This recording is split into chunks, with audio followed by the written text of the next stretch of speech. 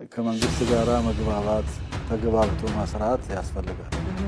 ሌላው የችግሩ መፈጠር ተለዋዋጭ ባህሪያት የለውም። በአጠቃላይ ፖለቲካዊ የሚመስሉ ጉዳዮች መኖራቸውን ነው ከማህበረሰቡ ምላሽ ያገኘ ነው። ጠቅላይ ሚኒስቴሩ በቃል በማዘዝ ድርሰቱን ጻፈው። የሰላም ሚኒስቴርና የኦሮሚያ ፖሊስ አዛዥ አርታዩን ሰሩት። የሃይማኖት ተቋማት ጉባኤና ነቄስ ዳዊት ቆንጆ አድርገው ተወሩ። በቤተ ክህነትም በቤተ መንግስትም እግዚአብሔር ከእንጀራ ይልቅ ክብር ሊሰጠው ይገባል። ክፍት የሥራ መድረኮች አሉ። አዳምጥ። ክፍት የሥራ መድረኮች በዘመናችን ዘማሪነት፣ ባታዊነት፣ ሰባኪነት ነፃ መድረክ ነው። ትላንትና ዓርብ ዕለት ቤተክርስቲያን ጸሎት ተዘጋጅቶ የመጣውን ካህንና የመጣውን ምዕመን እጅግ በጣም ያሳዝናል። ወገኖች ሰላም ጤና ይስጥልኝ። እንዴት አደራችሁ? እንዴት ዋላችሁ? እንዴት አመሻችሁ? አምላክ አበው ቅዱስ እግዚአብሔር ስሙ ዛሬም ዘወትርም የተመሰገነና የተወደሰ ይሁን። በወቅታዊ ነገሮች ተመልሼ መጥቻለሁኝ።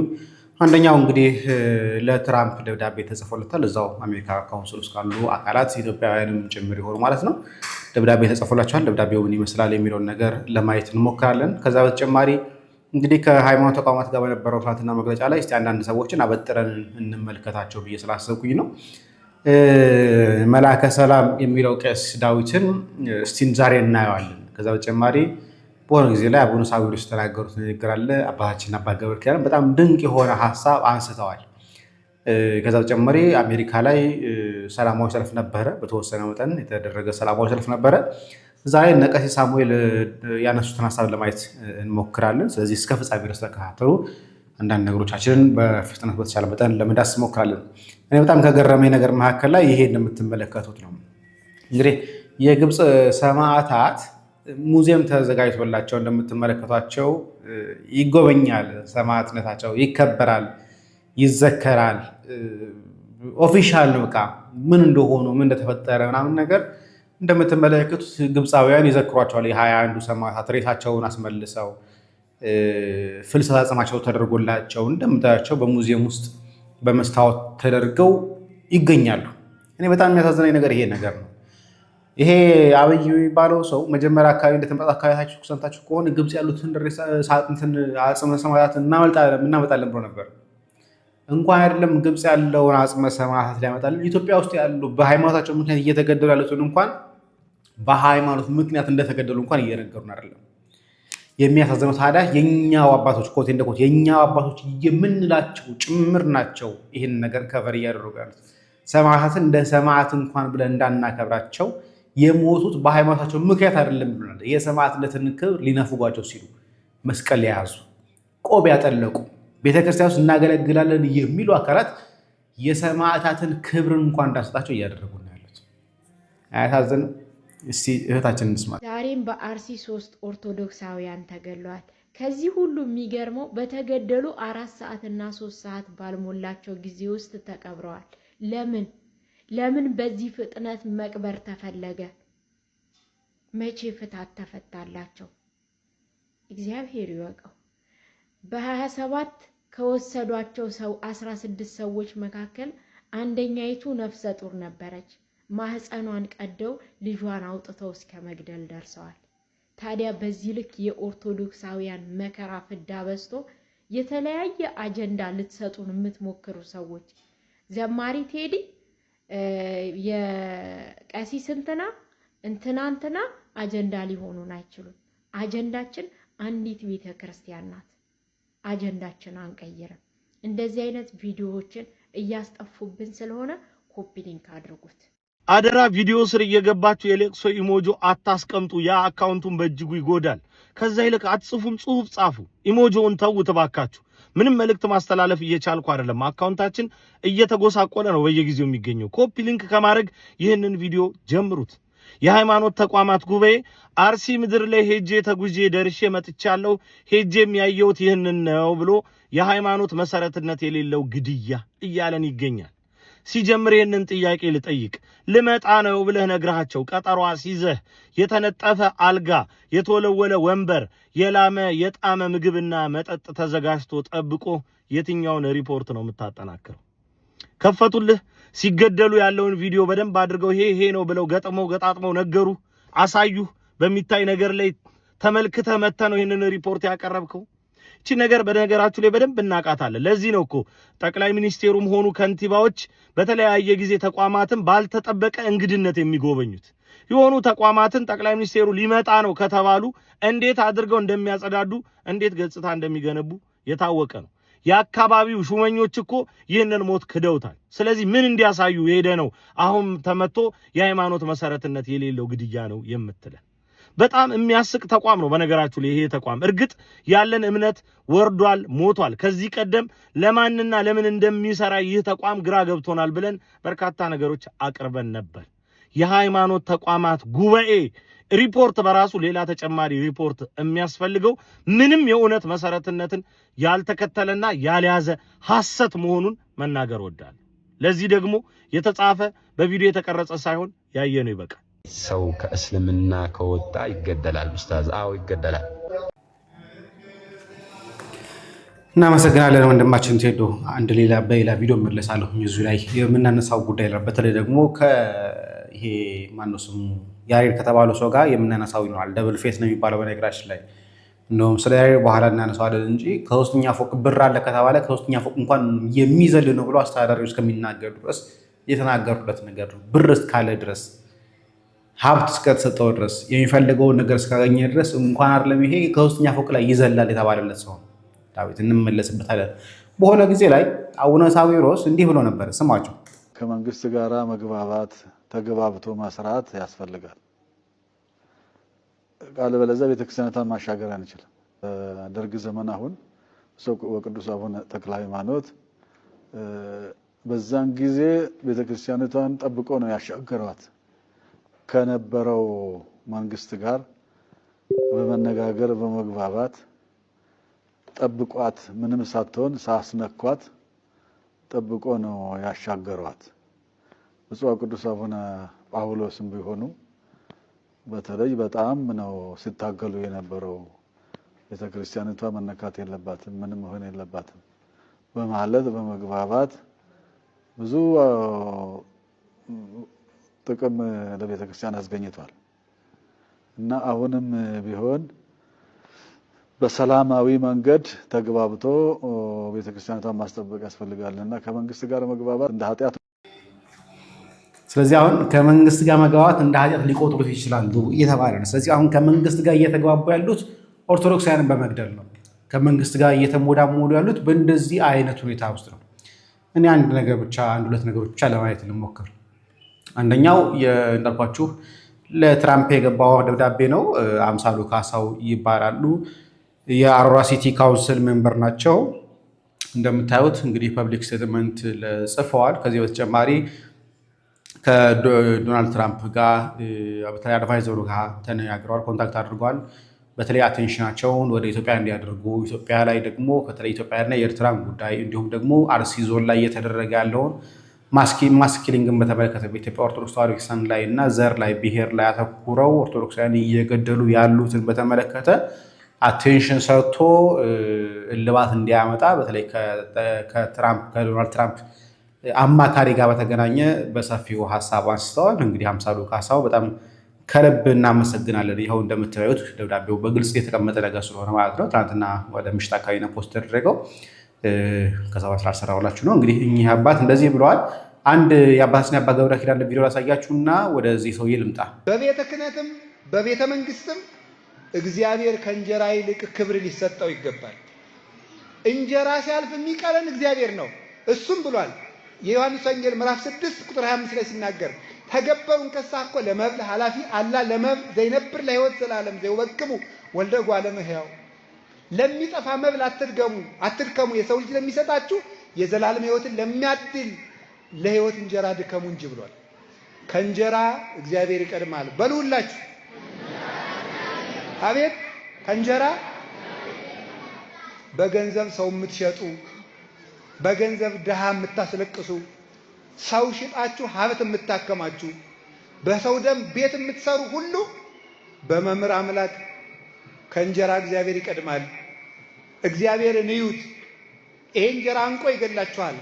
ካልሆነም ወይ ሀድጉ ለባይድ ብዕሎሙ ለማያውቁት ገንዘባቸውን ያጠራቅማሉ እንዳለ የሌባን ገንዘብ ሌባ ይበላዋል፣ የአመፀኛን ገንዘብ አመፀኛ ይበላዋል። በአመፅ ብታጠራቅሙት አመፀኛ ይወርሳችኋል።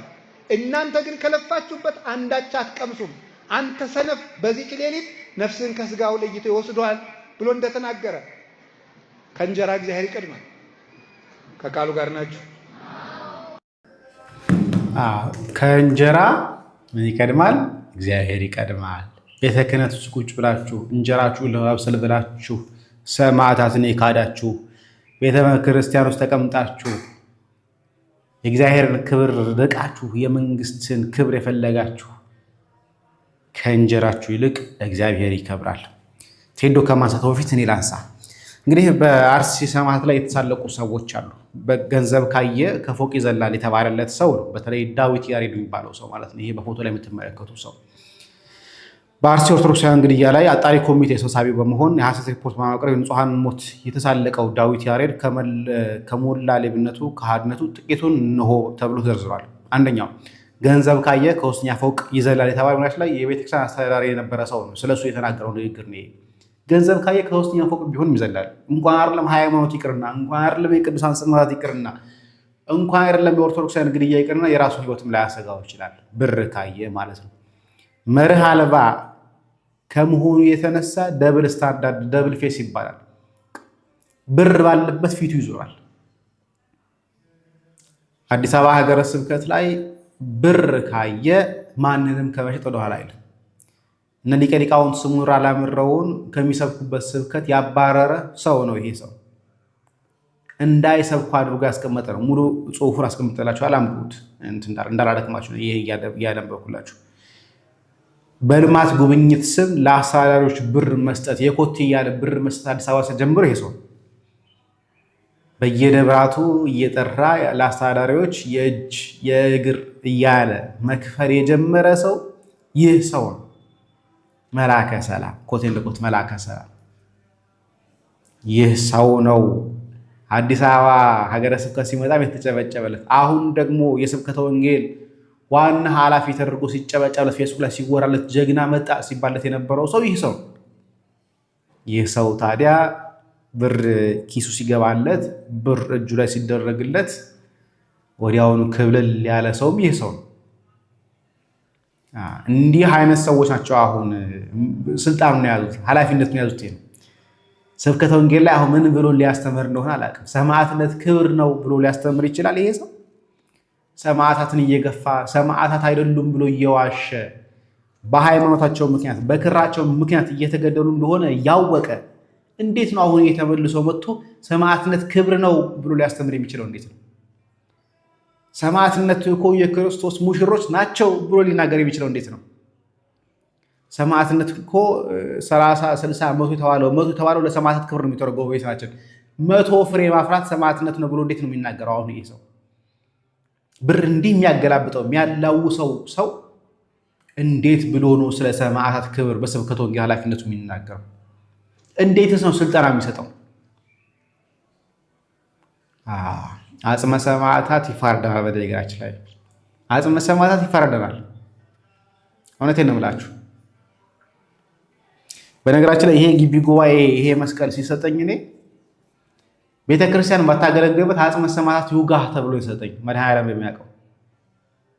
ይሄ መስቀል አንገቴ ላይ ሲደረግልኝ ግቢ ጉባኤ ስመረቅ 2009 ላይ ቤተክርስቲያን ባታገለግሉበት የሰማዕታቱ አጽም ይውጋችሁ ተብሎ የተነገረን። ቤተክርስቲያን ባናገለግልበት እስካሁን ከአንገቴ ላይ ማላውቀው ማልቀይረው መስቀል እንኳን ለዛ የሰማዕታት አጽም ይወጋኛል ብዬ። አሁን ላይ የመጡ አካላት ግን ሰማዕታት እንኳን ሰማዕት ናቸው ብሎ ለማክበር እንኳን ይሰቀጥጣቸዋል። ቅነሱ የሚገዛቸው መርህ አልባ ስለሆኑ ብር ባለበት ሁሉ ፊታቸውን ያዞራሉ። እንደፈለጉ ቤት ይቀያየራሉ፣ እንደፈለጉ ቤት ይገዛሉ፣ እንደፈለጉ ቤት ይሰራሉ። ይህን ጽሑፍ ያጋራን ሀራዘ ተዋህዶ ፌስቡክ ላይ ገጽ ላይ። ለማንኛውም ቴዶ ጋር ነው። ጠቅላይ ሚኒስቴሩ በቃል በማዘዝ ድርሰቱን ጻፈው። የሰላም ሚኒስቴርና የኦሮሚያ ፖሊስ አዛዥ አርታዩን ሰሩት። የሃይማኖት ተቋማት ጉባኤና ነቄስ ዳዊት ቆንጆ አድርገው ተወኑት። ከሪፖርቱ ጀርባ ያለው ቅሌትና እውነት ሲጋለጥ የሚከተለውን ይመስላል። ከዛ በፊት ግን ሁላችሁም አካውንታችን እየተዳከመ ነውና ኮፒ ሊንክ ከማድረግ ይህን ቪዲዮ እንድጀምሩት ጠይቃችኋለሁ። እንግዲህ እስካሁን ድረስ የአርሲ ኦርቶዶክሳውያን ወገኖቻችን ግድያ አልቆመም። ባልቆመው ግድያ መካከል ታዲያ የሃይማኖት ተቋማት ጉባኤና የተወሰነ አጣሪ ቡድን ተንደርድረው መጥተው ፍጹም የእውነትነት መሰረት የሌለውን ሪፖርት አሰምተው የበለጠ ልባችንን አደሙት። ከሪፖርቱ ጀርባ ያለው እውነት ግን እንዲህ ነው። ተንደርድረው እንደሄዱበት አይደለም የአርሲ ምድር ነገሮች የጠበቃቸው።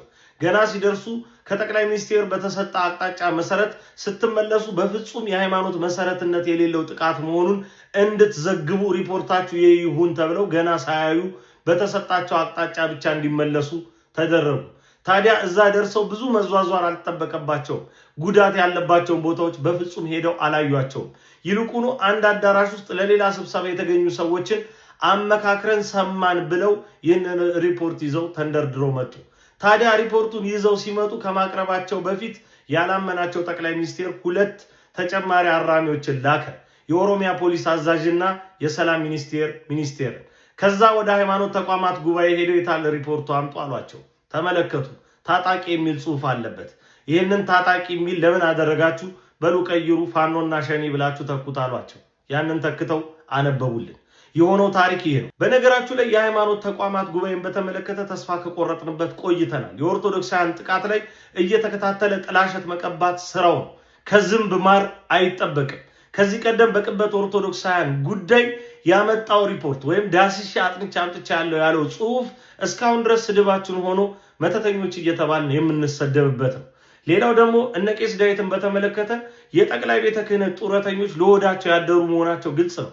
ከዚህ ቀደም እንዲህ ተደፍተው በቅዱስነታቸው ፊት የተቀበሉትን የአዲስ አበባ ሀገረ ስብከት ህጋዊ የሆነ አካሄድና መዋቅራዊ የሆነ ጥቃትን የተመለከቱ ጉዳዮች ላይ እሰራለሁ ብሎ 1000 ምናምን ሪፖርቶችን ይዞ የጠፈነገና ያንን በልቶ ውጦ ዛሬ ለሆዱ ያደረ መሆኑ ግልጽ ነው። ከነዚህ ሰዎች መካከል አንዱ ቄስ ዳዊት ነው። ስለዚህ በእንደዚህ ያሉ የተዳከሙ ሪፖርቶች የሚቆም ጥያቄና የሚቆም ትግል የለም።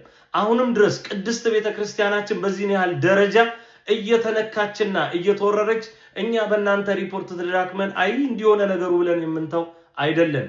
ቤተክርስቲያናችን እስክትከበር ድረስ እስከ መጨረሻው ጥግ እንጓዛለን። በጣም የሚያሳዝነው ሁኔታ እንደምታውቁት ነው። ቀሲስ ታጋይ ማለት የአብይ ጓደኛ፣ ሁለቱም የበሻሻ ሰዎች ናቸው። ይህ ሰው ማለት በፍጹም በሃይማኖት ምክንያት ጥቃት መጣ ብሎ የማያምን በሻሻ ላይ እንኳን የተፈጠረው 1999 ላይ ያ ሁሉ ኦርቶዶክሳን የጮሁበት ያ ሁሉ ኦርቶዶክሳን የተላቀሱበት እኔ 9ኛ ክፍል ተማሪ ነበርኩ። ጊዜ ላይ ያ ሁሉ መከራ ሲደርስ እንኳን በመጽሐፉ ምንድን ያለው ግጭት ነው ያለው። ማን ከማን ተጋጨ? እኔ ፐርሰናሊ ማቀው ሰው አለ በዛ አደጋ የገጠመው ሰው መምህሬ ማቀው መምህሬ አለ። ስሙ መጥቀስ ስለማልፈልገው እንጂ ቅዳሴ ሊቀድሱ የሄዱ የጅማ ዩኒቨርሲቲ ተማሪዎች ነበሩ። ግን ግጭት ብሎ ነው የዘገበው መጽሐፉ ሲጽፍ ሰላም በሚል። አሁን ከነሱ ነው እንግዲህ አሁን ፍሬ እየጠበቅን ያለ ነው። ከነሱ ነው አሁን እንግዲህ የሆነ ነገር እንዲደረግልን እየጠበቅን ያለ ነው። ያሳዝናል። እስቲ ዳዊት የተባለው ሰው ያነበበውን ጽሑፍ እንመልከትና እንገምግመው። ባወጡ አካላትና ክስተቱ ከተከሰተበት አካባቢ መሃል ትልቅ የመረጃ ክፍተት መፈጠሩ ታይቷል። ሌላው የችግሩ መፈጠር ተለዋዋጭ ባህሪያት የለውም፣ በአጠቃላይ ፖለቲካዊ የሚመስሉ ጉዳዮች መኖራቸውን ነው ከማህበረሰቡ ምላሽ ያገኘ ነው። የችግሩ ተጋላጮች አንድ ወገን ላይ ያነጣጠረ ማለትም ብሔር ሃይማኖትን መሰረት ያላደረገ መሆኑንና ሁሉንም ያሳተፈ ማለትም አባገዳዎችን፣ አደስንቄዎችን እንዲሁም ሙስሊሙንም ሆነ የኦርቶዶክስ እምነት ተከታዩን እና ሌሎችንም የክርስትና እምነት ተከታዮችንም ጭምር የጎዳ ጉዳት መሆኑ ተገልጿል። እንዲህ ብለን ጠይቃል። እስቲ የትኛው አካል ነው ማን የተባለው ሰው ነው ከአደስንቄ የሞተው? ከየትኛው አካል ነው ከአባ ገዳዎች የተገደለው? ከየትኛው አካል ነው? እስቲ የሙስሊሙ ማለት ላይ የተገደሉት 2 ሰዎች እናውቃቸዋለን። በምክንያት እንደተገደሉ ለክርስቲያኖች ታግዛላችሁ፣ ክርስቲያኖችን እያስጠለላችሁ ተብሎ 2 ሰዎች የተገደሉት። ክርስቲያኖችን ታስጠልላላችሁ ተብሎ ነው የተገደሉት። በእስልምናቸው ምክንያት አይደለም የተገደሉት። ሙስሊሞች 2ቱ ሙስሊሞች ክርስቲያኖችን በማስጠለላቸው ምክንያት ለክርስቲያኖች በማገዛቸው ምክንያት 2ቱ ሙስሊም የተገደሉት በዛ ምክንያት ነው። ስለዚህ በእስልምናቸው ምክንያት አይደለም የተገደሉት፣ ለክርስቲያኖች በመወገናቸው ምክንያት የተገደሉት። ስለዚህ ለምን ይዋሻል? ለምን እንወያሻለን?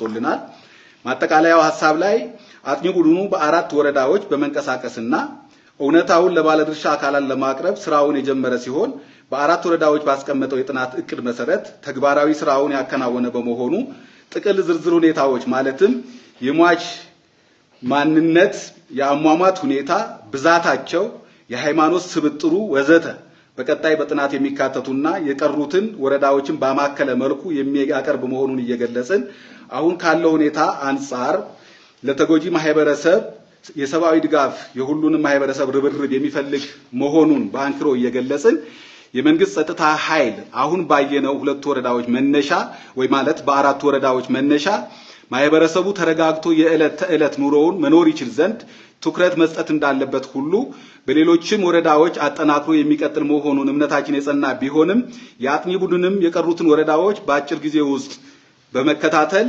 ጥቅል ሐሳቦችን የሚያቀርብ ይሆናል ማለት ነው። ከአንዳንድ የማህበረሰብ ክፍሎች በተለይ በስርካ ወረዳ የቤተ ክህነት ሰብሳቢና የእስልምና ጉዳዮች የወረዳው እስልምና ጉዳዮች ምክር ቤት ሰብሳቢ በአካል አግኝተን ባነጋገርናቸው ሰዓት አጥቂዎቹ አንድም ሃይማኖት እንደማይለዩ የሁሉም ሃይማኖት ስብጥር እንደሆኑ ተገልጾልናል።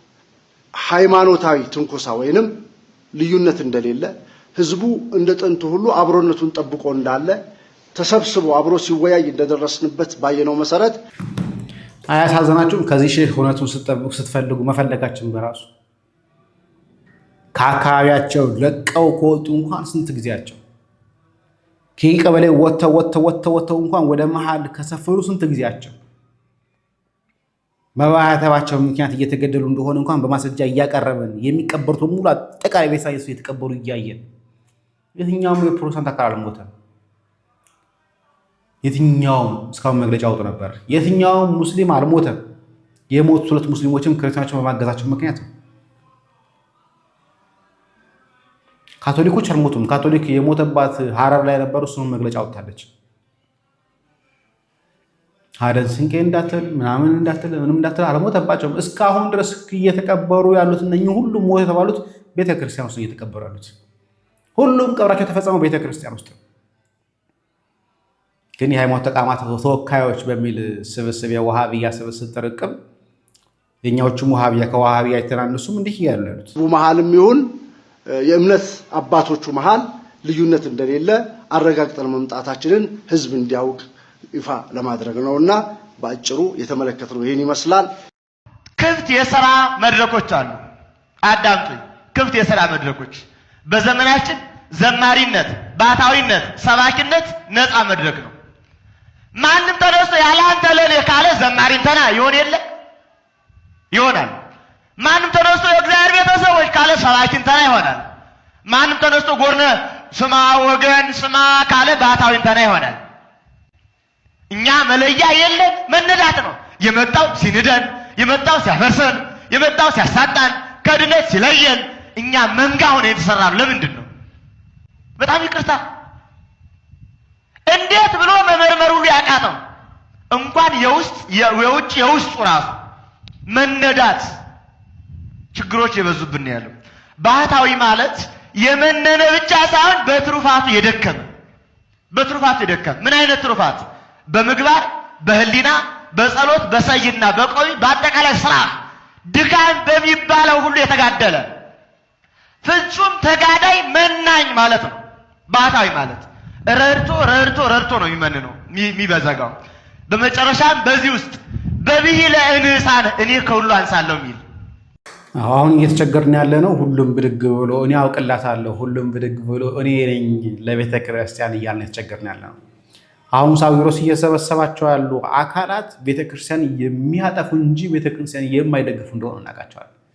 ለቤተክርስቲያን ጥፋቷን የሚመኙ ቤተክርስቲያን ከመቼው ጠፋችልን ብለው ካላለቀችልን ብለው የሚመኙ አካላታቸው አሁን ቤተክርስቲያን ውስጥ እየተሰበሰቡ ያሉት እናዝናለን። እስቲ ቀሲስ ሳሙኤል የተናገሩት ነገር ምን አይነት ዘመን ላይ ነው የደረስነው?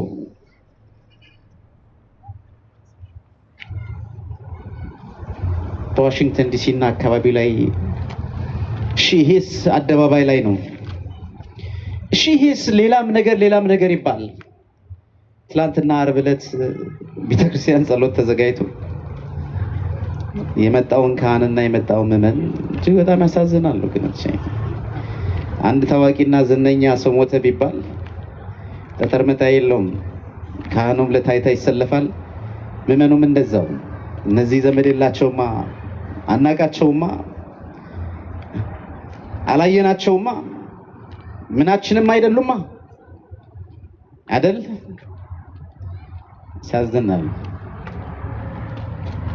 ያሳዝናል። ዛሬ ኢትዮጵያ ኦርቶዶክስ ተዋሕዶ ቤተክርስቲያን መሪ ቢኖራት ኖሮ እነሱ ዛሬ ስለተመደቡበት ቦታ መግባት ስለተመደቡበት ቦታ አቀባበል ስለማድረጉ ሁኔታ ነው ዜናቸው የሚዘግቡልን። እስኪ አንድ ላይ ሆነን እስኪ ያለነው ሰዎች እንኳን አዲስ አበባ ውስጥ ያለን መሪዎች እንኳን ተሰብስበን እናልቅስ ያሉ ማንም የለም፣ እናንባ ያለ ማንም የለም። እስኪ ጸሎተ ፍታት እናድርግላቸው ብለው ጸሎት እንኳን ለማድረግ ሪኮግናይዝ ለማድረግ እንኳን ጊዜ የላቸውም። እነዚህኑ ሰዎች እዚህ አሜሪካ ሲመጡ እኛው እንቀበላቸዋለን አይደል? ወላይታ ላይ ተኝተው ያሉትን በሽተኞች ሪፈር ተብለው አንድ ጳጳስ ሄደው ጠየቁ። ወላይታና አካባቢው ላይ ያለው አንድ ጳጳስ ብቻ ነው? ነገሩኝ፣ አንድ ጳጳስ ነው አይደለም። ስለዚህ መሪ አልባ ሆነናል። ስለዚህ እኔ በዚህ ልክ ወጥቼ እንድናገር ህሊናዬ እንዲፈቅድ የሚጋብዘኝ በተሰራው ስራ ኢትዮጵያ ኦርቶዶክስ ተዋሕዶ ቤተክርስቲያን አባት እንደሌላት ወይም በአማኞቹ እንዲጠሉም ተሰራ። ለዚህም ተባባሪ እነሱ ሆኑ፣ እኛም ወጥተን እናገራለን። ወገኖቼ እዚህ የመጣችሁ አሜሪካ ነው የምትኖሩት። ጊዜ ገንዘብ ነው። ይህንን ወርቃማ ጊዜያችሁን ሰውታችሁ ሀዘናችሁን ለመግለጽ፣ ስሜታችሁን ለመግለጽ፣ እንባችሁን ለማንባት ቁጥራችሁ ትንሽ ሊመስል ይችላል። ግን እርግጠኛ ነኝ የምነግራችሁ ነገር እናንተ ብዙ ናችሁ። እንደ አንድ ቃል ተናጋሪ፣ እንደ አንድ ልብ መስካሪ ሆነን አንድ ልብና አንድ መንፈስ ኖሮን ይሄ ዘመን ያልፋል ብዬ አምናለሁ። ይሄ ዘመን ያልፋል። ማንም ሰው ከሞት የሚቀር ማንም የለም። ሁላችንም ተራችንን ነው የምንጠብቀው። ያገዳደላቸው ሁኔታ፣ ያልጠበቁት መከራና ስቃይ አሳዝኖን ለምን ሰው በማንነቱ ይሞታል ብለን አንብተን አልቅሰን ዛሬ ሻማ አብርተን ጸልየን በረከታቸው ይደርብን፣ ነፍስ ይማር አይደለም በረከታቸው ይደርብን ነው የምንለው።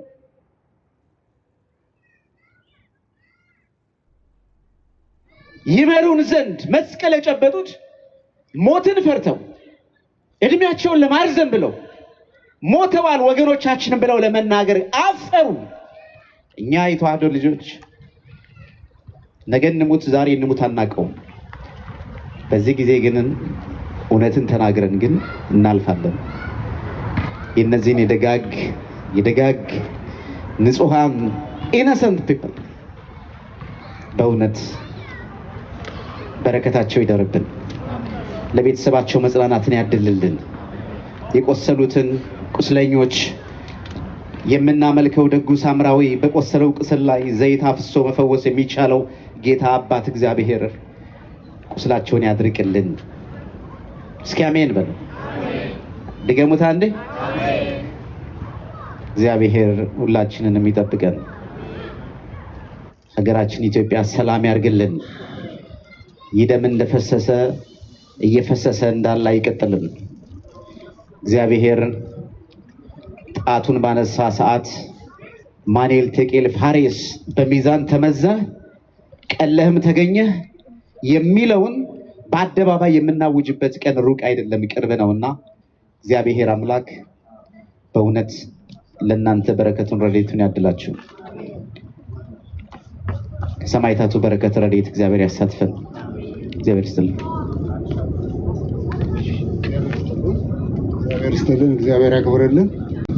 የምናገረው መድኃኒታችን ኢየሱስ ክርስቶስ በደም ዋጋ የገዛችሁ ሕዝበ ክርስቲያን ሁላችሁንም እዚህ ስለተሰባሰብን እዚህ ስለመጣችሁ ሁላችሁንም በክርስቶስ ፍቅር እጅግ አድርጌ አመሰግናለሁ።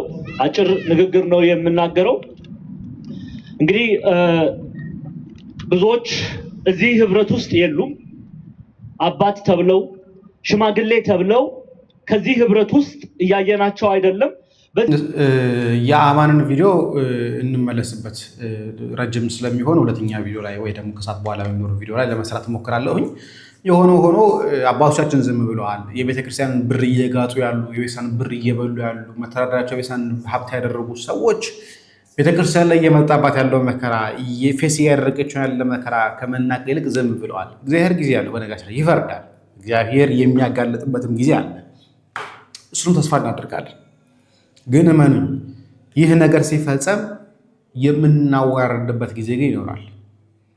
ግልጹን ተነጋግረን አንተ እኮ እንዲህ ነህ የምንባባልበት ጊዜ ይኖራል። እውነቱን ነው የምላችሁ። እየሰበሰብናቸው ያሉ ፋይሎች፣ እየሰበሰብናቸው ያሉ መረጃዎች፣ እየሰበሰብናቸው ያሉ ቪዲዮዎች አንድ ቀን የምናዋርዳቸው ናቸው። እመኑኝ የዛን ጊዜ መግቢያ ይጠፋቸዋል። እመኑኝ። ቸር ቆዩ።